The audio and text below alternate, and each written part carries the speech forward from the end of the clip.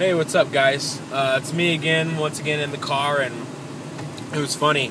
I was home today for lunch, and I had to pull my car out of the garage or out of the driveway, and Bella asked me, my daughter, she's 2.5, and she asked me, "Hey, Dad, can I drive?" And I was like, "Oh, sure, you know." And so she gets on my lap, and she pretended like she's driving, and then I decide to pull out of the parking lot, or pull out of the driveway. And I go down the street a little bit, and she's taking the wheel and full on like driving, you know. And of course, I've got my hands right there, and we're going like 2 miles an hour. But it's funny is that she didn't think anything. She didn't think anything about the dangers of the road, or she didn't think anything about what could happen. You know, she had faith that her dad was going to take care of her, and that she was going to be fine.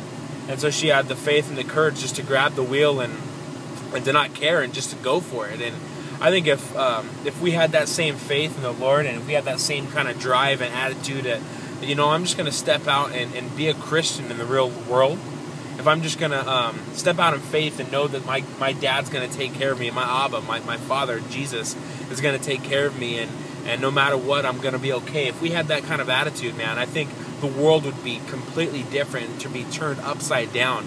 And so I just want to encourage you guys that, you know, don't let the road distract you. Don't let the road intimidate you. Don't let the road, being this life, steer you away from doing what God wants you to do. He wants you to get in that car, and He wants you to just to sit on His lap, and he'll take you for a ride. You know, He's not going to allow you to crash and burn. You know, I would never let Bella get an accident.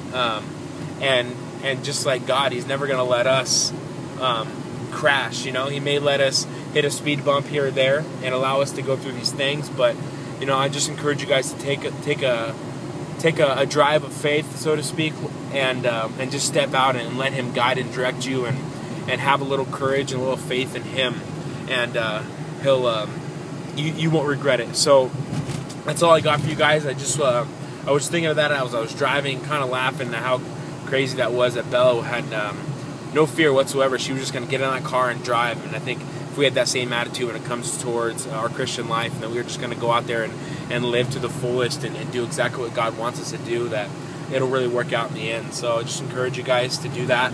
And that's all I got for you. Until next week, we'll see you later. Bye.